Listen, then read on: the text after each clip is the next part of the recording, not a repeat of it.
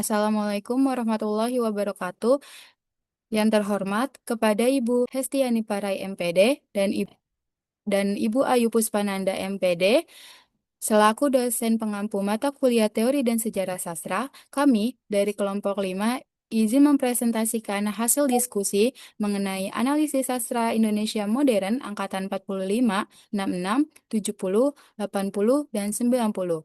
Tugas ini disusun untuk memenuhi ulangan akhir semester mata kuliah Teori dan Sejarah Sastra. Boleh salin dia berikutnya?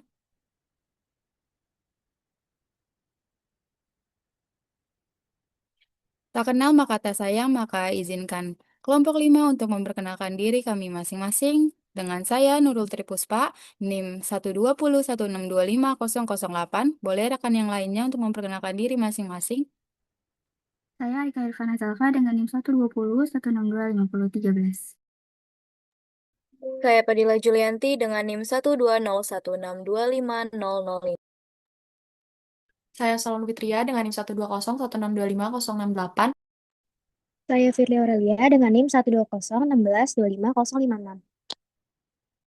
Di sini ada daftar pembahasan materi yang akan kami bahas pada presentasi kali ini. Yang pertama ada pendahuluan, lalu ada periodisasi perkembangan sastra Indonesia, yang ketiga ada analisis angkatan pilihan, yang keempat tabel perbandingan angkatan, yang kelima refleksi kelompok, dan yang terakhir kesimpulan dan sumber pustaka. Boleh salin dia berikutnya?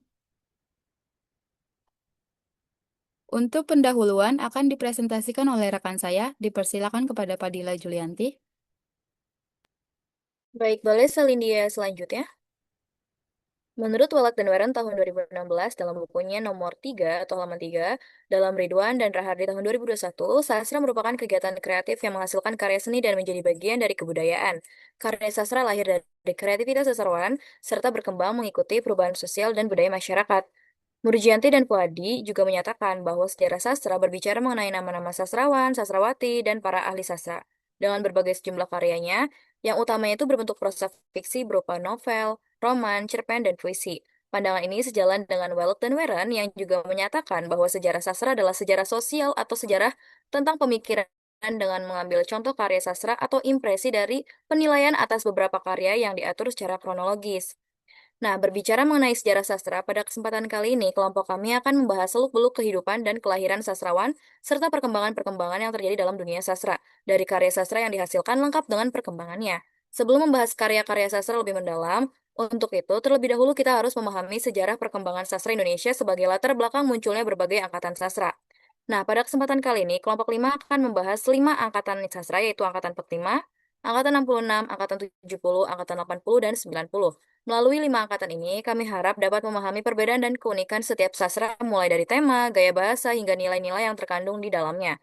Dengan demikian, kita dapat melihat bagaimana sastra di Indonesia terus berkembang dari generasi ke generasi berikutnya dengan memberikan kontribusi terhadap perkembangan budaya dan pemikiran masyarakat di Indonesia. Boleh salin dia selanjutnya? Salin dia selanjutnya akan dijelaskan oleh rekan saya.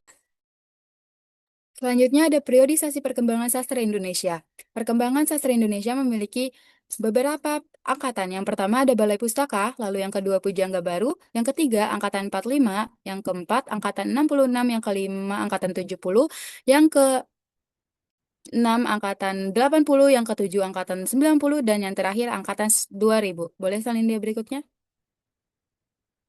Selanjutnya, analisis angkatan pilihan akan dipresentasikan oleh kelompok kami.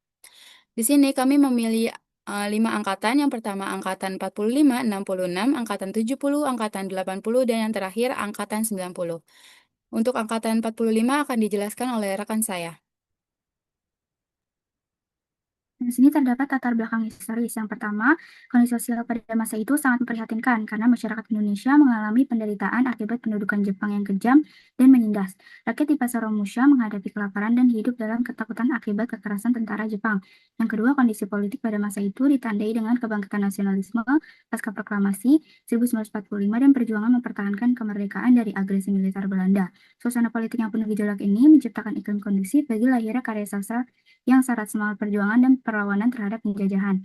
Yang ketiga, kondisi budaya pada masa itu ditandai dengan reaksi keras terhadap sastra angkatan Pujangga Baru yang dinilai terlalu romantis, idealis, dan elitis. Para sastrawan muda merasa sastra harus dekat dengan rakyat dan realitas perjuangan, sehingga lahirlah gaya baru yang lebih realistis, ekspresif, dan sesuai dengan pengalaman hidup sehari-hari. Faktor yang melatar belakangi munculnya angkatan 45 adalah semangat revolusi fisik dan keinginan kuat untuk meletakkan identitas kesusastraan Indonesia yang baru. Mereka dari belenggu gaya lama sekaligus terbebas dari pengaruh kolonial. Para sastrawan muda seperti Khairil Anwar, Asrul Sani, dan Rifai Afin merasa perlu menciptakan bentuk sastra yang dapat menjadikan alat perjuangan yang efektif, sehingga karya sastra tidak lagi sekedar hiburan, melainkan juga senjata untuk membangkitkan semangat nasionalisme dan perlawanan.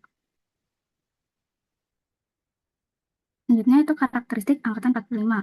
Yang pertama, tema dominan yang diangkat pada angkatan ini adalah realitas kehidupan dan perjuangan kemerdekaan yang bersifat naturalistis, sehingga karya-karyanya terasa kasar, jujur, dan tidak mengenal basa-basi dalam menggambarkan penderitaan, perlawanan, kematian, yang menjadi bagian dari keseharian masyarakat pada masa revolusi. Yang kedua, gaya bahasa sastrawan angkatan 45 sangat ekspresif, revolusioner, dan penuh energi, serta mengandung sinisme dan sarkasme sebagai kritik tajam terhadap penjajahan ketidakadilan. Bahasa yang digunakan terasa menusuk, keras, dan kasar, namun justru itulah yang membuatnya terasa otentik dan dekat dengan jiwa perjuangan. Yang ketiga, bentuk karya angkatan 45, terutama puisi, menggunakan bentuk puisi bebas yang tidak terikat pada kaidah konvensional, seperti jumlah baris, bait, dan rima. Kebebasan ini memberi ruang luas bagi pengarang untuk mengekspresikan emosi dan gagasan tanpa hambatan teknis, sehingga puisi-puisi angkatan 45 terasa lebih liar, spontan, dan menggugah dibandingkan ke angkatan sebelumnya. Yang keempat, pandangan hidup pengarang angkatan 45 sangat mengedepankan individualisme dan kebebasan pribadi yang tercermin dari dominasi tokoh aku yang berani, kritis, dan tidak mau tunduk pada otoritas pengekang. Pandangan ini lahir dari keyakinan bahwa kemerdekaan individu adalah prasyarat bagi kemerdekaan bangsa, sehingga setiap orang harus berani bersuara dan mengambil sikap. Yang kelima, ciri khas angkatan 45 yang paling sering membedakan dari angkatan lain adalah penggunaan diksi yang hemat, padat, dan bermakna ganda. Berbeda dengan angkatan sebelumnya yang cenderung bertele-tele dan dekoratif. Sastrawan angkatan 45 memilih kata-kata yang tajam, langsung, dan penuh daya letak. Selanjutnya yaitu biografi Khairil Anwar. Khairil Anwar lahir di Medan pada tanggal 26 Juli 1922 dan meninggal di Jakarta pada tanggal 28 April 1949 di usianya yang masih sangat muda, yaitu 27 tahun. Dia dijuluki sebagai si binatang jalang dan dikenal sebagai pelopor utama yang menandai kelahiran angkatan 45. Nah, ini adalah contoh puisi Aku karya Khairil Anwar. Boleh saya selanjutnya? Selanjutnya yaitu analisis karya sastra. Yang pertama, identitas karya. Puisi aku pertama kali terbit pada tahun 1943 dengan judul Semangat, tapi kemudian lebih dikenal dengan judul Aku. Ini adalah salah satu puisi yang paling ikonik dalam sejarah sastra Indonesia dan paling sering dikutip dalam berbagai penelitian. Yang kedua, ringkasan karya.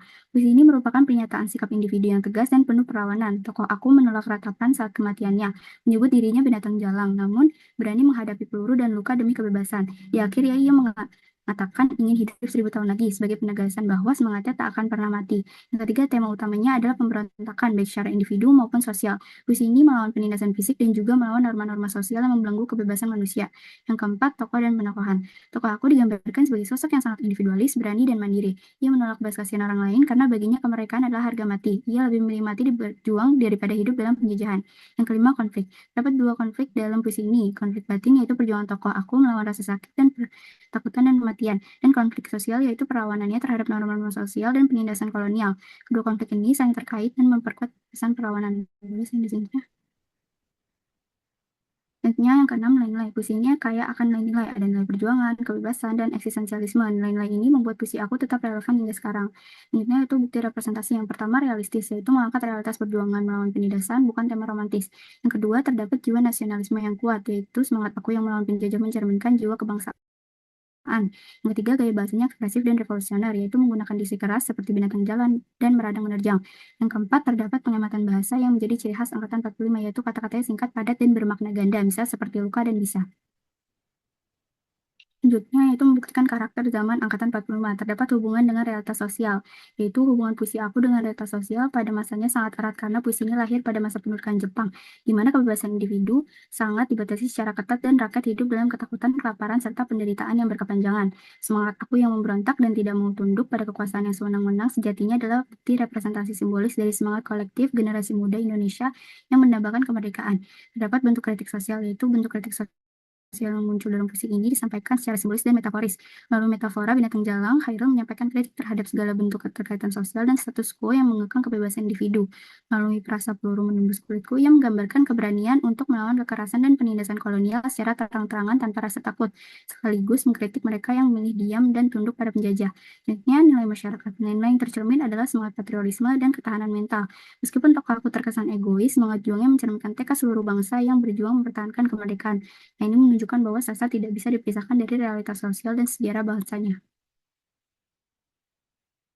Selanjutnya, yaitu kontroversi atau perdebatan sastra pada angkatan 45. Terdapat tuduhan plagiarisme, yaitu salah satu isu paling kontroversial yang menyertai angkatan 45 ada tuduhan plagiarisme terhadap Khairil Anwar.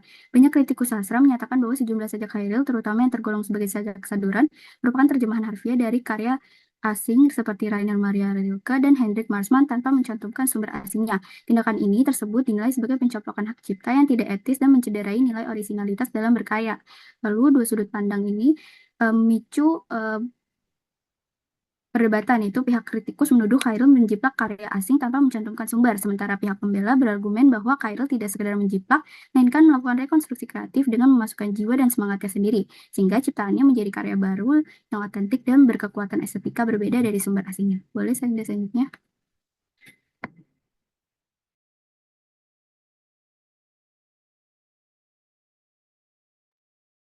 Pada angkatan 66 akan dijelaskan oleh saya. Boleh salin dia selanjutnya.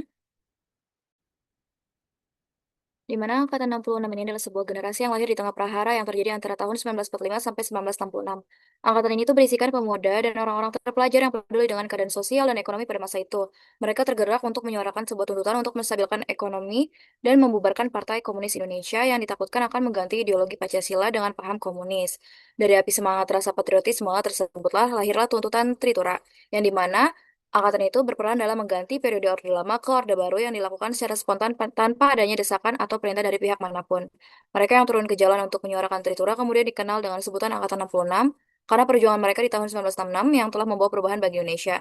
Adapun kondisi budaya pada angkatan ini itu beralih dari yang sebelumnya romantis menjadi bercorak realisme, yaitu berupa protes politik dan anti kezoliman, di mana seniman terbelah menjadi beberapa sisi, yaitu di sisi lain ada Lekra, mohon maaf, yaitu sayap kiri yang mengusung seni untuk rakyat, dan manifest kebudayaan atau Manikebu yang menolak politisasi seni dan menjunjung nilai tinggi humanisme. Adapun kondisi sosialnya itu di mana pada angkatan ini masyarakat mengalami kesulitan ekonomi yang berat pada akhir masa pemerintahan Soekarno dan inflasi yang sangat tinggi.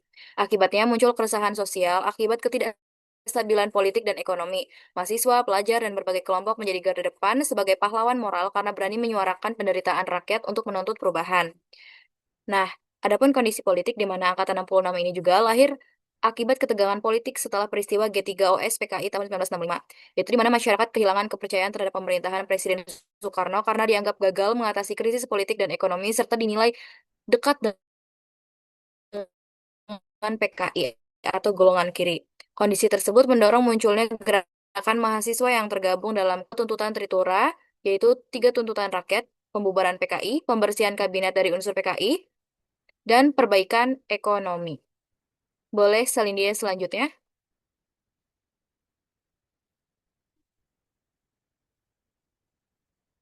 Karakteristik angkatan 66 yaitu di mana di sini tema dominannya itu terhadap protes sosial dan politik serta kritik terhadap rezim Orde Lama dan kegelisahan batin. Sastra pada masa ini didominasi oleh semangat kebebasan, penolakan terhadap komunisme, tolekra, dan perjuangan nilai kemanusiaan serta keadilan. Adapun gaya bahasa pada angkatan ini yaitu bertenaga, lugas, dan berani karena menyuarakan protes keadilan sosial dan politik. Dan bentuk karyanya juga beragam, mulai dari puisi, cerpen, novel, dan esai yang menjadi ciri khasnya itu adalah gaya bahasa yang digunakan yaitu ekspresif, lugas, dan berisikan sebuah protes kritis dan sosial yang lahir pada masa Orde Lama. Adapun pandangan hidup para pengarang tahun angkatan 66 ini didasari oleh semangat patriotisme, penegakan nilai-nilai Pancasila, serta penolakan terhadap komunisme, khususnya PKI. Ciri khas yang membedakan dari angkatan lainnya itu, pada masa angkatan 45 itu kan lebih fokus dengan semangat nasionalisme. Nah, pada angkatan 66 inilah secara tegas memprotes kediktatoran, kezoliman, dan komunisme. Karya-karyanya itu membawa kesadaran moral, agama, dan ideologi Pancasila sebagai bentuk perlawanan terhadap penyelungan. Para sastrawan yang mulai menggunakan gaya bahasa yang realistis dan dipadukan dengan gaya bercerita yang lugas tetapi tetap tajam, boleh salin dia selanjutnya. Salah satu tokoh pada angkatan 66 ini ada tuh Sapardi Djoko Damono. Izinkan saya untuk membacakan biografi singkat beliau, di mana beliau adalah seorang maestro sastra dan penyair legendaris Indonesia. Beliau lahir di Surakarta pada tanggal 20 Maret 1940 dan dikenal luas melalui karya-karyanya yang menggunakan bahasa sederhana namun memiliki magis dan makna mendalam terkait romantisme, kesunyian mendalam, dan kehidupan. Banyak sajaknya yang telah diterjemahkan ke berbagai bahasa dan beberapa puisinya yang sangat populer yaitu Aku Ingin, Hujan Bulan Juni, dan Pada Suatu Hari Nanti, serta lainnya. Boleh salin dia selanjutnya. Di sini, saya mengambil doa para pelaut yang tabah karya Sapardi Djoko Damono. Boleh salin dia selanjutnya. Analisis karya sastra doa para pelaut yang tabah, di mana Puisi para pelaut yang tabah karya Sapari Djoko Damono ini pertama kali dipublikasi dan dikenal publik di tahun 1968, yaitu melalui buku Bunga Rampai atau antologi angkatan 66, prosa dan puisi yang disuting oleh kritikus sastra yaitu H.B. Jasin, dan ringkasan karyanya yaitu berupa kisah yang dimana para pelaut telah berjanji kepada sejarah untuk terus mengarungi samudera dan melintasi berbagai pulau, pantang menyerah meski harus menghadapi badai dan tantangan alam yang berat. Adapun tema pada puisi ini yaitu tokoh dan penokohan pada puisi ini yaitu para pelaut dan generasi penerus mereka. Di sini seruan Tuhan sebagai eksistensi yang diseru. Penokohan mereka juga dibangun dengan karakter yang pantang menyerah, pekerja keras, dan rela berkorban. Boleh salin dia selanjutnya. Konflik yang terdapat pada puisi ini itu secara umum merupakan konflik batin antara manusia dan alam yang digambarkan melalui perjuangan para pelaut yang mengarungi lautan yang ganas tanpa mengenal waktu tanpa rasa lelah.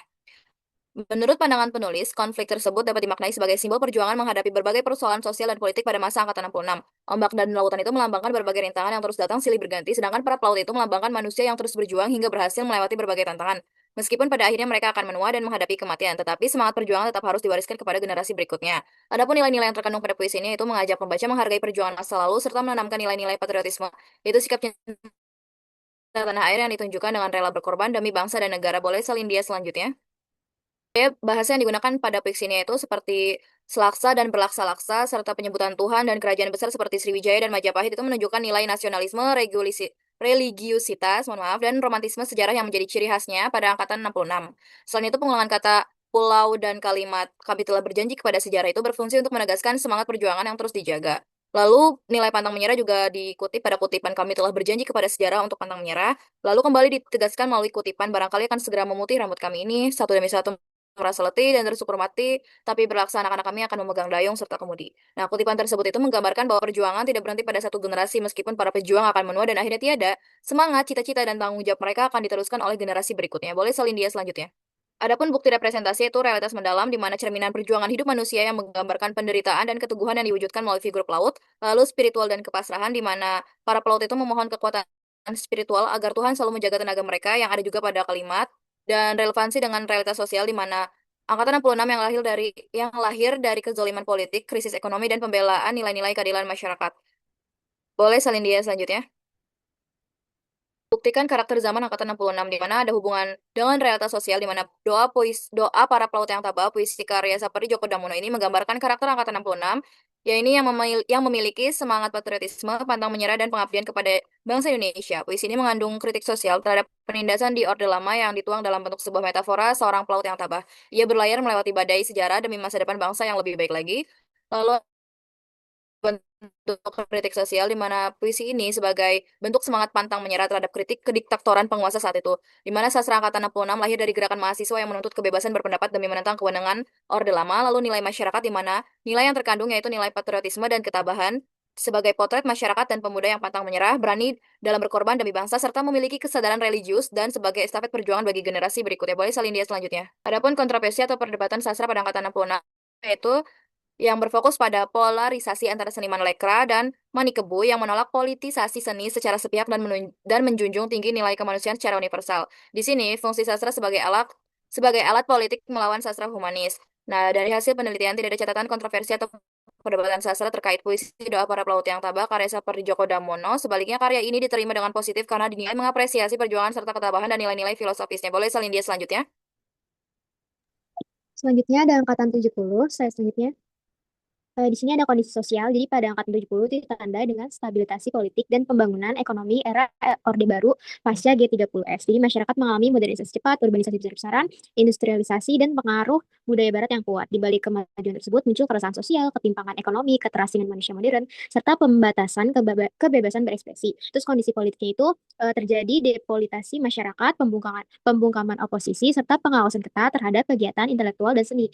Jadi suasana ini mendorong sastrawan angkatan 70 untuk melakukan eksperimen estetika sebagai bentuk perlawanan halus terhadap otorianisme dan dogma politik. Terus kondisi budayanya itu muncul kembali semangat kebebasan berkreasi, pembaruan estetika, dan kecenderungan kembali ke tradisi seperti mantra, cerita rakyat, seperti menyerap pengaruh modern. Terus para sastrawan itu menolak romantisme idealis dan lebih mengeksplorasi realitas abstrak kehidupan sehari-hari serta kritik sosial secara tersirat. Terus latar belakang historisnya secara keseluruhan angkat 70 itu muncul pada awal 1970-an sebagai respon terhadap kejenuhan sastra angkatan 66 yang terlalu berorientasi politik. Jadi setelah peristiwa 1905 sampai 66 muncul stabilitasi Orde Baru, terus para sastrawan muda itu merasa perlu kebebasan estetika dan pembaruan bentuk. Mereka tuh memanfaatkan majalah Horizon dan ruang kreatif lain untuk mengekspresikan eksperimen bahasa serta bentuk baru gitu. Jadi Abdul Hadi WM dan Dami Entada menamai periode angkatan 70 itu adanya pergeseran wawasan estetik yang jelas. Selanjutnya, nah, ini ada karakteristik angkatan 70. Tema dominannya itu biasanya keterasingan manusia modern, kehidupan yang absurd, terus ada pencarian jati diri, mistisme, tasawuf, serta penggalian kembali tradisi dan budaya lokal seperti dari Jawa, Minang, Sunda, dan lain-lain. Angkatan 70 itu menyoroti realitas batin manusia, kritik sosial yang halus, serta ketegangan antara individu dan masyarakat modern. Jadi banyak yang menolak realisme formal dan lebih menekankan irasionalisme spiritual serta pengalaman esensial. Terus gaya bahasanya itu lebih bebas, sarkastis, imajinatif, dan seringkali kaya akan simbol serta metafor yang mendalam. Biasanya ada unsur mantra, repetisi, anti-intelektualisme, serta pencampuran antara bahasa sehari-hari dengan nuansa mistis dan tradisional. Bahasanya itu terasa lebih otentik, dekat dengan jiwa, namun tajam dan penuh daya ledak dalam menyampaikan kegelisahan zaman. Terus bentuk karyanya angkatan 70 itu beragam dan penuh inovasi. Terutama puisinya bebas, eksperimental, dan seringkali memecah konvensi. Muncul puisi mantra dari Sutarji Kalzumbahri dan Beling dari Remisi Lado, puisi prosais, imagis, dan bentuk-bentuk absurd, dan teknik arus kesadaran. Jadi dalam proses sama drama itu lebih banyak improvisasi, anti kausalitas, dan pelepasan diri dari struktur konvensional. Jadi karya-karya ini ngasih ruang bagi eksplorasi emosi, kesadaran bawah, dan kritik halus tanpa sloganisasi. Terus pandangan hidup pengarang biasanya lebih individualis, kritis, dan introspektif. Mereka tuh menolak slogan-slogan politik dan lebih menekankan kebebasan berekspresi, pencarian spiritual, serta dialog dengan tradisi leluhur. Jadi tradisi itu bukan sebagai beban, tapi sumber inspirasi untuk inovasi dan pemahaman manusia modern. Jadi ada semangat kembali ke akar budaya sambil tetap bereksperimen dan pengaruh kontemporer. Jadi karya-karyanya itu penuh kesadaran akan absurditas kehidupan sekaligus harapan spiritual. Terus ciri khas yang membedakan itu ada di bagian semangat eksperimentasi radikal dan kembali ke tradisi secara kreatif. Beda sama angkatan 45 yang heroik dan revolusioner atau angkatan 66 yang lebih politis dan protes, angkatan 70 ini tuh lebih personal, absurd, sofistik, dan berani memecah batas genre. Jadi puisi mantra, drama, cerpen absurd itu menggunakan elemen lokal yang kuat menjadi pembeda utama. Mereka tuh anti slogan, menerima irasionalisme dan menjadikan sastra sebagai ruang eksplorasi batin serta mistisme sehingga karya-karya lebih terasa mendalam, kontemplatif, dan berdaya tahan estetis. Selanjutnya, ini ada biografi Sapardi Djoko Damono. Dia lahir di Surakarta pada 20 Maret 1940 dan meninggal di Depok 7 Juli 2020. Dia tuh salah satu satuan paling penting dalam angkatan 70. Dia tuh menghadirkan gaya lirik yang sederhana namun mendalam, terus dengan sentuhan pribadi yang kuat. Dia tuh dosen, kritikus sastra, dan pemimpin redaksi. Banyak juga berkontribusi dalam perkembangan sastra Indonesia modern. Karya-karyanya itu menyungsung semangat kembali ke tradisi dengan cara yang lebih segar dan kontemporer. Puisinya tuh biasanya tentang tema cinta, keterasingan manusia, waktu, serta refleksi eksistensial dengan bahasa yang ringan tapi penuh makna. Itu ada Hujan Bulan Juni, Aku Ingin, dan lain-lain. Ini aku ambil puisi Aku Ingin karya Sapardi Djoko Damono. Selanjutnya, ini analisis karya sastra. Yang pertama ada identitas sastra. Itu puisi yang pertama kali muncul, yang sering kali muncul dalam periode kreatif Sapardi akhir 1970-an. Itu tuh puisinya jadi paling ikonik dalam sastra Indonesia modern. Jadi puisi ini yang paling merepresentasikan ciri khas angkatan 70 yang menekankan ekspresi pribadi, kehalusan metafor, serta kepekaan terhadap pengalaman batin manusia. Terus ringkasan karyanya itu mengungkapkan hasrat penutur untuk mencintai dengan cara yang sangat sederhana dan tulus. Jadi dia nggak menginginkan cinta yang penuh kata-kata indah atau drama berlebihan. Justru mendambakan cinta yang diwujudkan melalui pengorbanan total dan kepasrahan. Jadi secara keseluruhan puisi ini tentang keikhlasan, peleburan diri, dan kesederhanaan sebagai wujud cinta yang paling murni. Terus ini tuh temanya juga tentang kerapuhan eksistensi manusia serta keikhlasan dalam menghadapi proses kehidupan. Jadi tema ini mencerminkan sifat kontemplatif dan spiritualitas halus yang menjadi ciri penting angkatan 70. Terus tokoh dan penokohan ini, si Aku ini tuh dia menempatkan diri sebagai pribadi yang ikhlas dan pasrah, bukan yang heroik. Terus habis itu tokoh kami itu menggambarkan secara implisit sebagai sosok yang agung dan sangat berharga sehingga layak menerima bentuk cinta yang total. Terus konfliknya ini nggak disajikan secara dramatis, melainkan melalui renungan yang tenang dan mendalam. Selanjutnya, terus di sini ada nilai-nilai. Jadi itu tuh nilai yang diangkat adalah kesederhanaan, keikhlasan, dan pengorbanan diri dalam mencintai. Terdapat nilai esensial yang kuat, yaitu kesadaran akan kerapuhan kehidupan dan pentingnya keikhlasan dalam menghadapi proses ilmiah. Nilai-nilai itu tetap relevan hingga kini karena mampu menyentuh masalah universal manusia modern yang seringkali terjebak dalam kesibukan dan kepura-puraan. Terus ada bukti representasinya, itu realistis dan mendalam. Itu tuh mengangkat pengalaman batin manusia dalam mencintai, bukan romantis yang berlebihan, tapi tentang gambaran cinta yang tulus dan penuh pengorbanan sehingga sangat dekat dengan kehidupan sehari-hari. Terus spiritualnya itu mencerminkan sifat tasawuf. Jadi sikapnya pasrah terhadap proses kehidupan seperti kayu menjadi abu dan awan yang menjadi hujan sebagai bentuk peleburan diri yang khas. Terus gaya bahasanya itu sederhana, imajinatif, dan kaya metafor alam. Jadi Sapardi berhasil menciptakan puisi yang ringan namun syarat makna sesuai dengan semangat angkatan 70. Terus relevansi dengan realitas sosial itu di tengah Orde Baru yang penuh tekanan sosial dan politik, politik, Sapardi ini mengajak membaca kembali kepada nilai kemanusiaan murni melalui kesederhanaan dan keikhlasan. Selanjutnya,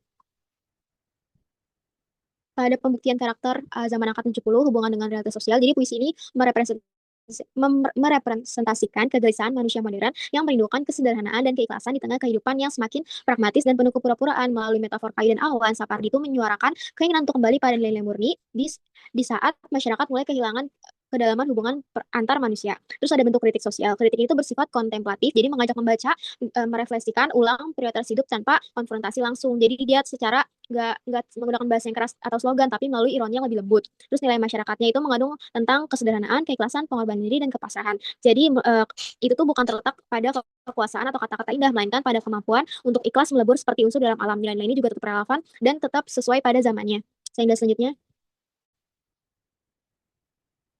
ini ada perdebatan atau kontroversi angkatan 70, yaitu yang pertama dianggap terlalu sederhana.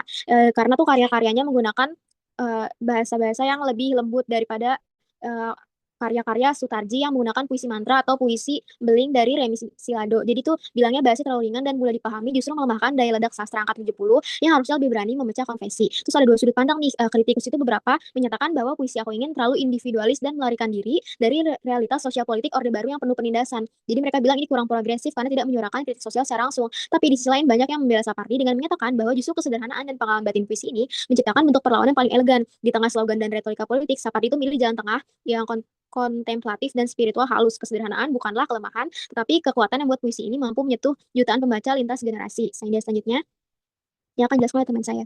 Baik, angkatan 80 akan dijelaskan oleh saya. Yang pertama, kondisi sosial. Kondisi sosial pada angkatan 80 ini ditandai oleh stabilitas politik, normalisasi kehidupan kampus, dan asas tunggal. Dengan kata lain, angkatan 80 diarahkan pemerintah kepada pembangunan ekonomi dan budaya yang aman, bukan perlawanan politik terbuka seperti angkatan sebelumnya. Selanjutnya, kondisi politik pada angkatan 80 ditandai oleh aturan ketat dan pembatasan kebebasan berpendapat, memberikan dampak pada kondisi politik saat itu, sehingga muncul konteks depolitisasi masyarakat pada aktivis politik seperti mahasiswa yang dibatasi dan kampus dijadikan organ non-politik.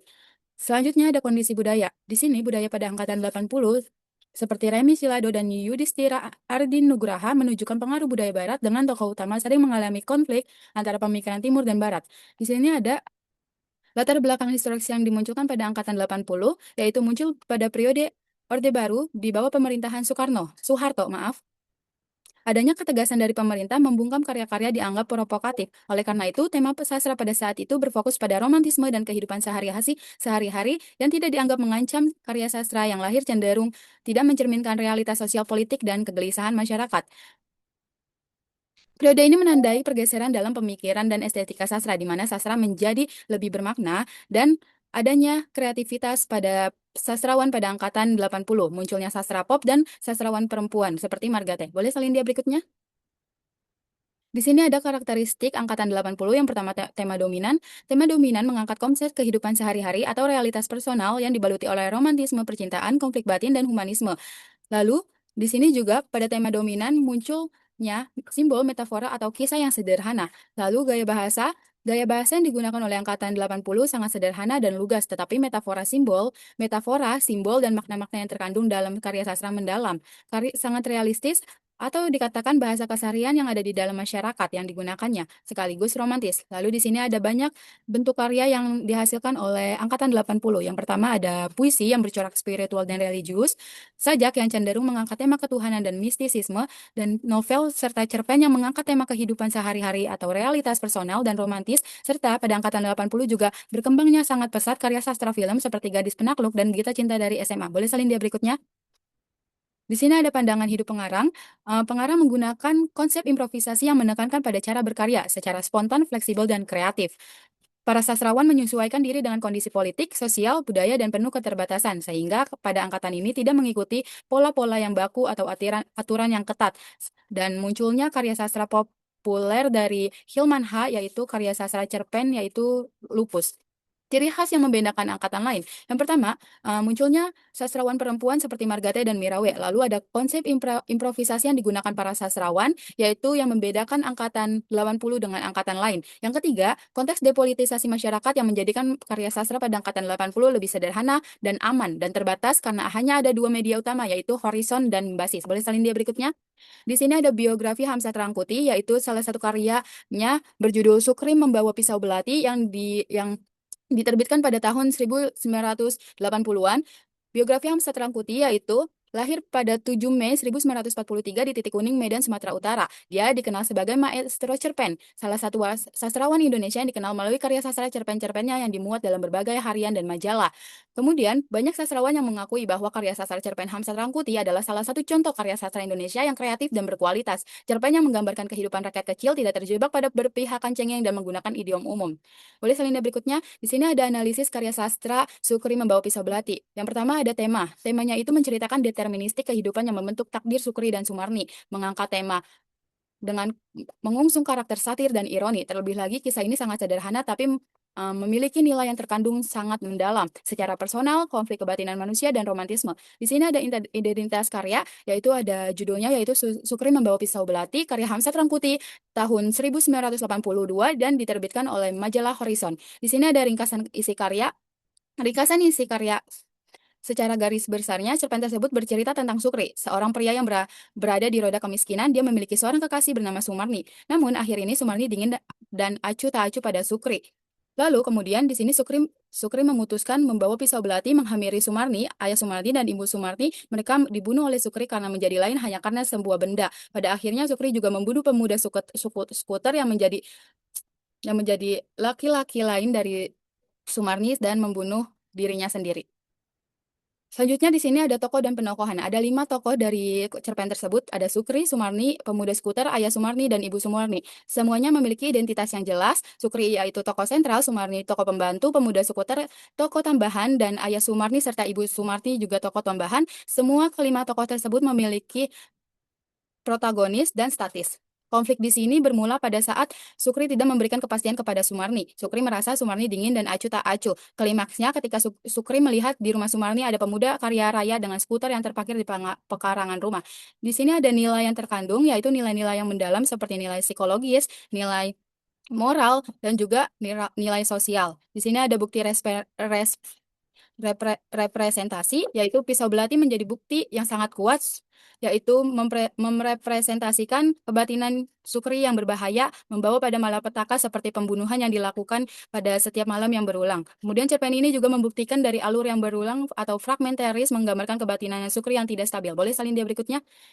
Di sini ada pembuktian karakter zaman pada angkatan 80. Yang pertama ada hubungan dengan realitas sosial. Pada karya cerpen Hamzat Rangkuti yang berjudul Sukri Membawa Pisau Belati itu sangat erat dengan kehidupan sosial di bawah Orba atau Orde Baru pemerintah Presiden Soeharto, di mana melalui cerpen tersebut penulis mengkritik secara tersirat mengenai kecemasan masyarakat yang hidup di dalam ketegangan sosial terpendam. Selanjutnya ada bentuk kritik sosial. Bentuk kritik sosial muncul melalui simbol-simbol simbolis seperti pisau belati yang jika dianalisis melalui pendekatan semiotik atau lebih mendalam yang merepresentasikan kritik sosial pada masa Orba bahwa tidak ada kebebasan pendapat bagi masyarakat, segala aturan diperketat bagaikan pisau belati yang menyinggung kehidupan masyarakat. Lalu di sini ada nilai masyarakat. Nilai yang terkandung dalam cerpen Sukri Membawa Pisau Belati merujuk pada nilai kebebasan karena adanya kontrol sosial, masyarakat hidup dalam keterbatasan di mana kebebasan berpendapat dibatasi dan segala aturan diperketat. Sehingga melalui cerpen ini Hamzat Rangkuti berhasil menghadirkan pesan kepada pembaca terhadap kondisi sosial politik pada masa Orde Baru. Tulisan di berikutnya. Di sini ada kontroversi atau perdebatan sastra. Ada 2 poin. Yang pertama ada sastra populer. Sastra populer pada angkatan 80 sangat melebarkan sayapnya yang dipelopori oleh sastrawan yang bernama Hilman H. Tetapi banyak perdebatan di antara para sastrawan dengan anggapan bahwa sastra pop terlalu ringan. Mereka menilai karya angkatan 80 terlalu fokus pada percintaan dan dianggap kurang berisi dibanding angkatan sebelumnya, sekaligus bertanya tentang eksistensi pada karya sastra. Lalu di sini juga ada sastrawan perempuan. Ada 2 sudut pandang mengenai munculnya sastrawan perempuan. Pertama, karena lahir sastrawan perempuan yang bertema percintaan dan kehidupan sehari-hari, sastrawan perempuan dianggap tidak menekankan ideologi sastra. Kreativitas yang para sastrawan perempuan bangun dianggap melenceng. Lalu yang kedua, sastrawan perempuan dianggap remeh seolah sastra itu milik kaum laki-laki dengan tema politik. Boleh salin dia berikutnya? Angkatan 90 akan dijelaskan dan dipresentasikan oleh rekan saya. Baik, selanjutnya ada angkatan 90, di mana ini ada kondisi latar belakang historis. Angkatan 90 lahir dan berkembang pada masa-masa akhir pemerintahan Orde Baru, sebuah periode yang diwarnai oleh kontrol ketat negara terhadap kebebasan berekspresi sekaligus meningkatkan perlawanan dari berbagai kalangan masyarakat sipil. Di sini ada kondisi politik ya. Pada dekade 1990-an, masyarakat Indonesia mengalami perubahan sosial akibat urbanisasi, globalisasi, dan perkembangan teknologi informasi. Di sisi lain, kesenjangan sosial, kemiskinan, serta pembatasan kebebasan berpendapat masih menjadi persoalan yang dirasakan masyarakat. Kondisi ini mendorong para sastrawan mengangkat tema kehidupan masyarakat modern, kritik sosial, dan pencarian identitas dalam karya-karyanya. Kedua, ada kondisi politik. Angkatan 90-an berkembang pada masa Orde Baru yang ditandai dengan dominasi kekuasaan pemerintah yang terbatas dan terbatasnya kebebasan pers. Selanjutnya, yang ketiga, ada kondisi budaya di mana arus globalisasi membawa pengaruh baru dalam kehidupan budaya dan sastra Indonesia. Muncul berbagai tema seperti identitas, gender, dan kebebasan berekspresi didukung oleh berkembangnya penerbitan independen dan penulis muda yang lebih inovatif. Selanjutnya ada karakteristik angkatan 90 di mana ada tema dominan pada angkatan 90, karya sastra angkatan 90 banyak mengangkat isu hak asasi manusia, kekerasan negara, identitas, gender dan kebebasan berpendapat. Tema-tema tersebut disajikan dalam bentuk kritik terhadap realitas sosial politik. Selanjutnya ada gaya bahasa di mana menggunakan bahasa yang lebih berani, eksperimental dan simbolis. Banyak sastrawan memadukan gaya jurnalistik dan dengan metafora agar kritik tersampaikan tanpa mengurangi nilai estetikanya. Selanjutnya ada bentuk karya. Di sini didominasi oleh cerpen dan novel yang mengangkat persoalan politik, sosial, dan kemanusiaan. Sebagian karya juga memadukan unsur fakta dan fiksi sehingga terasa lebih realistis.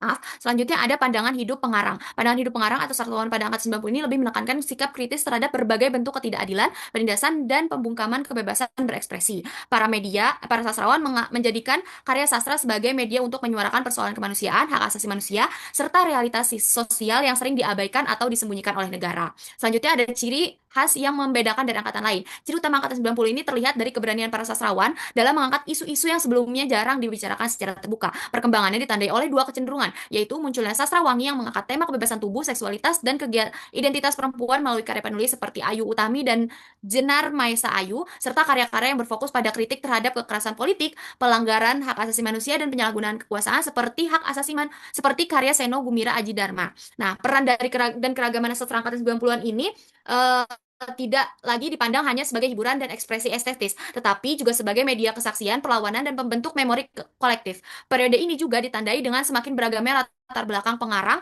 mulai dari penulis perempuan hingga jurnalis dan profesi lainnya, sehingga menghadirkan perspektif serta tema yang lebih luas dalam sastra Indonesia.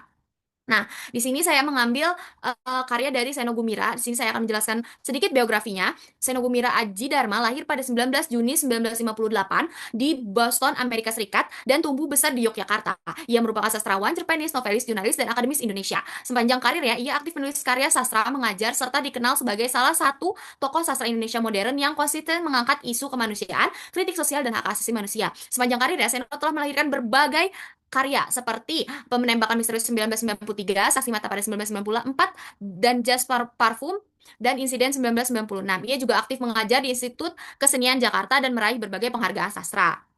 Nah, di sini ada analisis karya sastranya. Pertama itu gaya penulisannya. Seno menggunakan gaya jurnalisme sastrawi atau fiksi kesaksian, yaitu perpaduan antara ketelitian, fakta jurnalistik dengan kedalaman emosi dan simbolisme sastra. Selanjutnya ada identitas karya. Saksi Mata ini merupakan kumpulan cerpen karya Seno Gumira yang diterbitkan oleh Bentang Budaya pada 1994. Berisi 13 cerpen yang terinspirasi dari peristiwa Santa Cruz. Karya ini menyampaikan peristiwa nyata melalui fiksi dengan gaya metaforis dan simbolis. Latar belakang penulisan ini ia dipecat karena Seno ini dipecat setelah jabatannya sebagai pemimpin redaksi Jakarta karena memuat pemberitaan tentang peristiwa Santa Cruz yang dilarang pemerintah. Karena tidak lagi dapat menyuarakan kebenaran melalui jurnalisme, Seno memilih fiksi sebagai media lebih bebas dan sensor. Selanjutnya ada tema utama.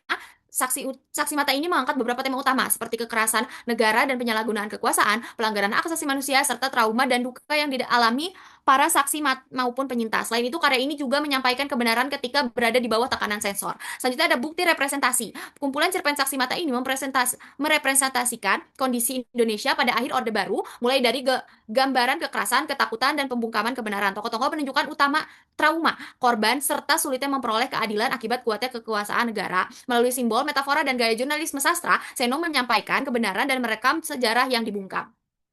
Nah, di sini juga ada tokoh dan penokohan. Berbeda dari novel, yang memiliki tokoh, tapi saksi mata ini menampilkan tokoh yang berbeda-beda setiap cerpennya. Nah, tokoh yang hadir antara lain ibu yang kehilangan anaknya, saksi mata yang takut mengungkapkan kebenaran, tentara muda yang terjebak dalam sistem, hingga tokoh-tokoh anonim yang mewakili masyarakat biasa. Keragaman tokoh tersebut menunjukkan bahwa sebuah tragedi tidak hanya terdampak pada korban langsung, tetapi juga meninggalkan luka bagi semua pihak yang terhubung dengannya. Nilai-nilai yang terkandung ini nilai keberanian moral untuk menyuarakan kebenaran di tengah tekanan, serta nilai kemanusiaan yang menempatkan setiap korban kekerasan sebagai individu yang bermartabat. Konflik utama dalam saksi mata adalah pertentangan antara kebenaran dan kebungkaman. Para tokohnya mengetahui dan mengalami langsung peristiwa yang terjadi, tetapi mereka tidak dapat atau tidak berani mengungkapkannya. Di sisi lain, negara memiliki kekuasaan untuk mengendalikan bahkan menyangkal kebenaran tersebut. Konflik ini terjadi pada dua tingkat sekaligus, yaitu antara konflik rakyat dan yang tidak berdaya dengan negara yang berkuasa, serta konflik batin para tokoh antara keinginan untuk bersaksi atau rasa takut terhadap konsekuensinya. Selanjutnya ada membuktikan karakteristik zaman pada angkatan 90. Di sini ada hubungan dengan realitas sosial. Kumpulan cerpen saksi mata ini lahir pada masa Orde Baru ketika kebebasan pers dibatasi. Melalui kisah dan terinspirasi peristiwa Santa Cruz, Seno menggambarkan ketakutan, kekerasan, dan pembungkaman yang dialami masyarakat. Karya ini bentuk kritik sosial juga. Karya ini mengkritik pelanggaran HAM, kekerasan negara, dan pembungkaman kebenaran. Kritik yang disampaikan secara simbolis melalui metafora, sudut pandang yang beragam, dan gaya jurnalisme sastra. Nah, fungsi sosial dan peran pengarangnya ini, saksi mata menunjukkan bahwa sastra dapat menjadi media kesaksian, perlawanan, dan pengingat sejarah. Melalui karya ini, Seno menyuarakan nilai kemanusiaan dan kritik terhadap ketidakadilan sosial. Nah, di sini juga ada kontroversi atau perdebatan sastra pada angkatan 90, di mana ada sastrawangi yang munculnya karya-karya penulis perempuan seperti Ayu Utami dan Jenar Maisa Ayu, memicu perdebatan karena mengangkat tema seksualitas, tubuh, dan identitas perempuan secara terbuka. Selanjutnya ada sastra sebagai kritik politik. Nah, sastra angkat 90-an ini juga memunculkan perdebatan mengenai fungsi sastra. Banyaknya karya mengangkat isu pelanggaran HAM, kekerasan negara, dan kritik terhadap rezim Orde Baru. Sebagian kritikus berpendapat sastra seharusnya lebih menekankan nilai estetika, sedangkan yang lain meyakini bahwa sastra juga memiliki tanggung jawab sosial untuk menyuarakan kebenaran dan keadilan. Selanjutnya ini ada tabel analisis perbandingan dari angkatan 45 sampai angkatan 90. Di sini ada perbandingan kondisi sosial. Pada angkatan 45, masyarakat hidup dalam penderitaan akibat pendudukan Jepang. Romusha, kelaparan, dan kekerasan menjadi bagian dari kehidupan sehari-hari. Angkatan 66, krisis ekonomi dan inflasi yang tinggi, menurunkan kesejahteraan rakyat dan demonstrasi mahasiswa dan konflik sosial semakin meningkat. Pada angkatan 90, masyarakat mengalami modernisasi, urbanisasi, dan industrialisasi. Di balik itu, muncul kesenjangan sosial dan pembatasan kebebasan berekspresi. Pada angkatan 80, kehidupan sosial berfokus pada pembangunan ekonomi, aktivitas masyarakat diarahkan mendukung stabilitas Orde Baru. Pada angkatan 90, urbanisasi, globalisasi, dan teknologi membawa perubahan sosial, kesenjangan sosial, dan pembatasan kebebasan mendorong lahirnya kritik sosial dalam sastra. Selanjutnya ada kondisi politik ya. Pada angkatan 90, kondisi politik ini ditandai oleh semangat nasionalisme dan perjuangan mempertahankan kemerdekaan. Situasi ini melahirkan semangat perjuangan dalam karya sastra. Selanjutnya angkatan 66, kondisi politik yang diwarnai krisis pasca G30 SPKI dan ketidakpercayaan terhadap pemerintah Soekarno. Gerakan mahasiswa dengan tritura mendorong lahirnya Orde Baru. Pada angkatan 70, kondisi politiknya ditandai oleh kuatnya kekuasaan Orde Baru dan kebebasan politik dibatasi sehingga kritik tidak lebih banyak disampaikan secara tidak langsung. Selanjutnya angkatan 80, kondisi politik masih berada di bawah kendali Orde Baru dan aktivitas politik dibatasi demi menjaga stabilitas nasional. Terus angkatan 90, kondisi politik ditandai oleh dominasi Orde Baru dan keterbatasan kebebasan pers. Menjelang reformasi, isu demokrasi, HAM, dan kritik terhadap pemerintah semakin menguat. Selanjutnya ada perbandingan kondisi budaya. Nah, pada angkatan 45 ini ditandai oleh penolakan terhadap sastra yang dianggap terlalu romantis. Sastrawan menghadirkan karya yang lebih realistis dan dekat dengan kehidupan rakyat. Angkatan 66 ditandai oleh berkembangnya sastra protes dan kritik sosial. Angkatan 70 ditandai oleh pembaruan estetika dan kebebasan berkreasi. Sastrawan memadukan unsur tradisional dengan karya pengaruh modern dan dalam karya-karyanya. Angkatan 80 ditandai oleh kuatnya pengaruh budaya barat. Banyak rakyat yang mengangkat konflik antara nilai tradisional dan modern dalam kehidupan masyarakat. Terakhir, angkatan 90 ditandai oleh kuatnya arus globalisasi yang mempengaruhi kehidupan budaya. Tema identitas, gender, dan kebebasan berekspresi mulai banyak muncul dalam karya sastra. Salin selanjutnya akan dijelaskan oleh teman saya. Baik, di sini ada tabel perbandingan tema. Yang pertama, angkatan 45 di sini memiliki tema perjuangan kemerdekaan bersifat naturalistis dan karyanya terasa kasar, jujur, tidak mengenal basa-basi sehingga sehingga menggambarkan keseharian masyarakat pada masa revolusi. Selanjutnya pada angkatan 66, semangat kebebasan, penolakan terhadap komunisme atau lekra dan perjuangan nilai kemanusiaan serta keadilan. Angkatan 70 menyoroti realitas batin manusia, kritik sosial yang halus serta ketegangan antara individu dan masyarakat modern. Angkatan 80 mengusung konsep kehidupan sehari-hari, realitas personal dibaluti oleh romantisme, konflik batin, humanisme, dan berkisah dipengaruhi oleh budaya barat. Terakhir, kondisi pada angkatan 90, tema karya dominan tentang hak asasi manusia atau HAM, kekerasan negara, dan impunitasnya, serta seksualitas, identitas, dan kebebasan perempuan. Boleh salin dia berikutnya? Di sini ada perbandingan gaya bahasa. Angkatan 45 sangat ekspresif, revolusioner, dan penuh energi, tidak jarang mengandung unsur sinisme, sarkasme sebagai bentuk kritik tajam. Angkatan 66 memiliki gaya bahasa bertenaga, lugas, dan berani karena untuk menyuarakan protes keadilan sosial dan politik. Angkatan 70 memiliki gaya bahasa ekspresif, revolusioner, dan penuh energi. Lalu, di sini juga bahasa yang digunakan bebas, sarkastik, imajinatif, dan seringkali akan kaya simbol serta metafor yang mendalam. Angkatan 80 memiliki bahasa sederhana dan lugas, tetapi metafora, simbol, dan makna-makna mendalam serta sangat realistis dan juga menggunakan bahasa keseharian yang ada di masyarakat sekaligus romantis. Selanjutnya di sini angkatan 90 menggunakan gaya bahasa yang berani, eksperimental, dan tidak terikat pada konvensional narasi yang linear. Selanjutnya ada tabel perbandingan bentuk karya. Angkatan 45 didominasi oleh karya sastra puisi, bentuk puisi yang bebas dan liar, juga spontan, terikat pada kaidah kebahasan konvensional seperti jumlah baris, bait, atau rima. Angkatan 66 memiliki ragam karya sastra seperti puisi, cerpen, novel, dan esai. Begitupun dengan angkatan 70 yang memiliki banyak karya sastra seperti puisi yang bebas, eksperimental, dan seringkali memecah konvensi. Lalu ada prosa dan drama yang memiliki banyak improvisasi, antikualisilitas, dan pelepasan diri dari struktur konvensional. Angkatan 80, kreativitas yang sangat merajalela. Puisi, sajak, novel, dan cerpen sangat banyak di angkatan 80. Lalu pada angkatan 80 juga ada banyak karya sastra film yang mulai berkembang pesat. Angkatan 90 memiliki ragam karya sastra, bentuknya seperti novel, kumpulan cerpen, dan esai, serta boleh salin berikutnya. Selanjutnya ada perbandingan pandangan hidup pengarang. Angkatan 45, pengarang mengedepankan individualisme dan kebebasan pribadi. Sedangkan angkatan 66 didasari oleh semangat patriotisme yang tinggi, menegakkan nilai-nilai Pancasila dan penolakan terhadap komunisme, yaitu pada PKI. Angkatan 70 memiliki pandangan yang sama seperti angkatan 45, yaitu individualisme, namun sangat kritis dan introspektif. Angkatan 80 memiliki konsep pandangan yang improvisasi yang menekankan pada cara berkarya secara spontan, fleksibel, dan kreatif. Angkatan 90 menekankan sikap kritis terhadap berbagai bentuk ketidakadilan, penindasan, dan pembungkaman kebebasan berekspresi. Boleh salin dia berikutnya. Di sini ada tabel perbandingan ciri khas angkatan. Yang pertama, angkatan 45 menggunakan diksi yang sangat hemat, padat, bermakna ganda. Setiap kata yang dipilih memiliki bobot simbolis yang mendalam, serta seringkali menimbulkan interpretasi berlapis. Angkatan 66 berfokus pada semangat nasionalisme. Lalu, ciri khas angkatan 70 menonjol pada semangat eksperimentasi radikal dan kembali ke tradisi secara kreatif. Angkatan 80 menekankan ciri khas yang berbeda, yaitu munculnya sastrawan perempuan seperti Margate dan Mirawe, serta konsep improvisasi yang digunakan para sastrawan sehingga akhirnya sastra pop. Selanjutnya angkatan 90 memiliki ciri khas yang dipandang, yaitu hiburan yang dipandang sastra tidak lagi menjadi hiburan atau ekspresi estetis, tetapi juga sebagai media kesaksian, perlawanan, dan pembentukan memori kolektif. Boleh salin dia berikutnya. Di sini ada refleksi kelompok yang akan dipresentasikan oleh rekan saya. Selanjutnya ada refleksi kelompok.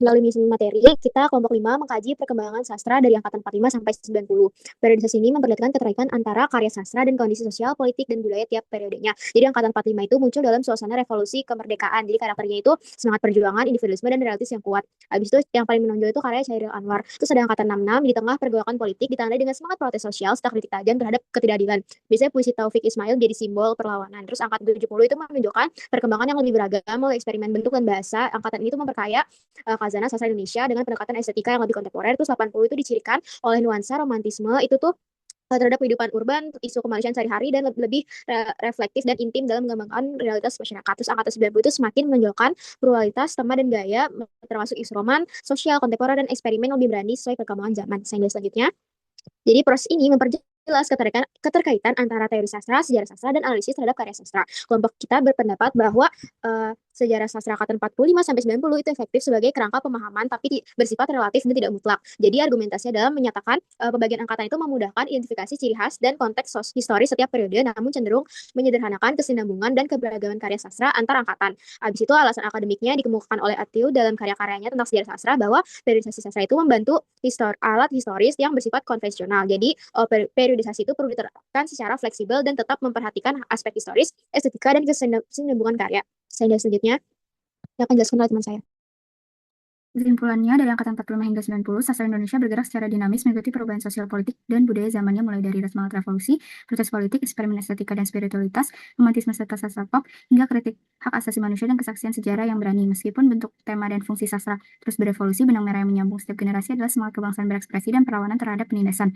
Periodisasi angkatan merupakan alat bantu historis yang praktis, namun perlu dipahami secara fleksibel, karena karya sastra kerap melampaui batas generasi dan tetap relevan sebagai cermin perjalanan bangsa. Baik, di sini ada sumber pustaka yang diambil oleh kelompok kami untuk memantapkan hasil diskusi untuk presentasi pada hari ini. Sekian presentasi dari kami, kurang lebihnya mohon maaf kepada Ibu Hesti dan juga Ibu Ayu. Kami mohon maaf sekiranya ada salah dan kekurangan dalam hal apapun. Kepada kelompok 5, terima kasih atas kerja kerasnya. Wassalamualaikum warahmatullahi wabarakatuh.